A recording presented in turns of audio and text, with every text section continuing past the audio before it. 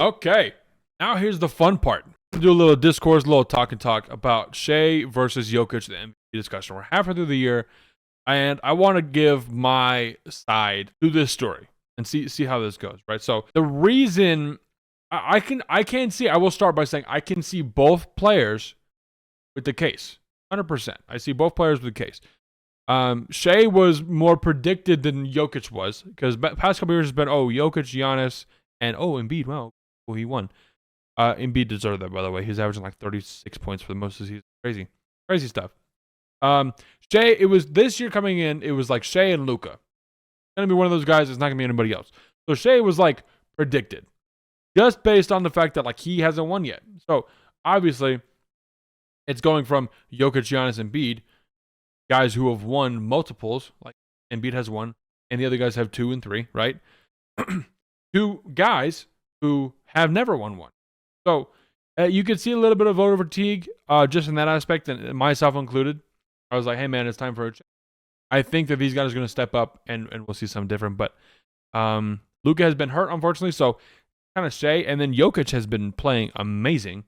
We'll talk about him in a sec. But they're both great players. I have Jokic the best player in the world, Giannis at number 2, and Shea at number 3 at the moment. Tatum at 4, and I think Cat at 5. In terms of players, Cat this season has been insane. Don't argue with me about it. He's been great. So what is Shea's case? 32 points per game, leading the league in scoring. Best record in the West. No MVPs, so a little bit of a buff for him. And he's on the rise. That adds a little bit to his credibility. Like I said, it's voter fatigue, but Shea, he deserves it. People are like, he should be like an all-NBA defensive. No. Tim McMahon on the Hoop Collective podcast once said that beginning of the season that Shea might be the worst defensive player in the starting lineup of the Thunder. Not to say he's bad, but it's like Lou Dort, J-Dub, Ed, and Caruso, I think, was at the time starting. So, or iHeart or whoever, you get the point. So, if there's like 4 guys on his team that are better defenders overall, he is, then he's probably not going to get offensive. So, very good, though. Very good in terms of steals and stuff. So, what is Jokic's case? Jokic's case is he is in the top 3 of the top 3 stats. When I say top 3 stats, you probably understand what I'm saying. If you don't, points, rebounds, assists. He is top 3 in points, top 3 in rebounds, and top 3 in assists as a 7-foot big man in the NBA in the year of our Lord, 2025. He has 3 MVPs.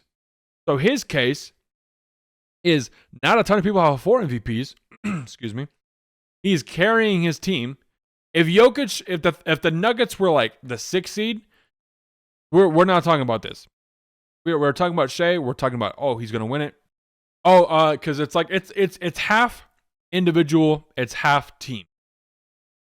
So I was like, Jokic isn't gonna win it because they let KCP go.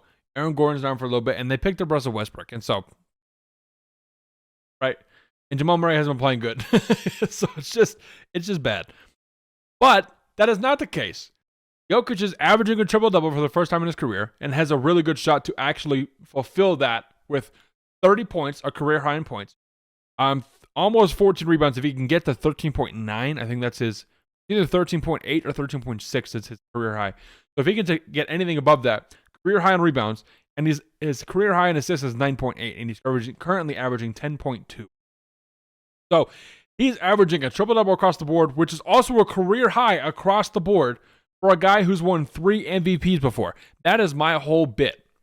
So you have a guy, a 3-time MVP, who's doing all of that, and his team is not bad, and he's the best player in the world.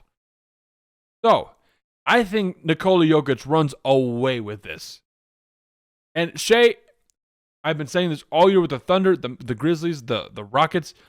This is a great year for them. This is not the year for them. This is not their time. Shea has plenty of time to win an MVP. This might be Jokic's last. This probably will be Jokic's. If Nikola Jokic does not win this, I have no faith in the media, and I cannot believe it. Now I'm not anti-Shea. But when we're looking at devil's advocate for Shea Gilgeous-Alexander, he is young. His team around him is really good. You take Shea out. Let's put Shea back in. Let's go no injuries, just no Shea. That team is still really, really good. That team is probably around like where the Rockets are at. He just, I had a complaint about Shea not being like explosive enough, but in terms of scoring, like wow, boom, boom, big performances, wow, showcase. He's had some of those, so I can't say that anymore. Devil's advocate for Jokic is voter fatigue. Good.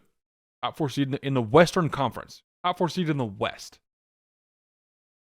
Triple-double, averaging triple-double, which is also a career high across the board for a dude who's won 3 MVPs before. That's it. It's just voter fatigue. So if we get voter fatigue pilled and he loses he loses out on a 4th MVP, which sounds crazy, but what else do you want him to do? He wins 3 and then he's just like, oh, we're done. You don't get to win any more MVPs, even though your team is better. He won an MVP when he was like the Nuggets were a 6 seed. So how can you not win an MVP when the Nuggets are a 4 seed?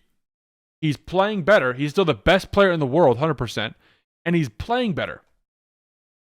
That's the most valuable player in my opinion. Shea's like, okay, Shea's cool, leading the league in scoring. His team's overall good. He's not leading, like I just said, he's not leading the best defense in almost league history. They're at like 1 defensive rating, which is crazy. It's the rest of the team. J-Dub's also an all-star. Jokic is an all-star starter. Nobody else was even close to being an all-star on that team. So, most valuable player goes to Nikola Jokic, in my opinion. 2021, he averaged 26, 11, and 8. 2022 averaged, these are his MVP years. So, yeah, in his last 3 MVP years, it was 26, 11, and 8, then 27, 14, and 8, then 26, 12, and 9, and then this year, 30, 13, and 10. I don't know what else you want from him. So, that's pretty much all I got for today, bro. I just want to get out here and speak my piece. I love Shea. Not the year. I think Shea's 100% going to win MVP in the future. It's going to be fun to see him compete against see guys like Luka and Wemby compete against. He is the front runner of all those guys. Don't get me wrong. But Nikola Jokic, what he's doing cannot go unnoticed. I wanted to get here and talk about it. Hope everyone else agrees. If you don't, I see both sides, but Nikola Jokic, dude, oh my gosh. So that's all I got for today. I got to run a class. We got a bunch of different videos coming out this week. So, yeah, that's all I got, bro. We out.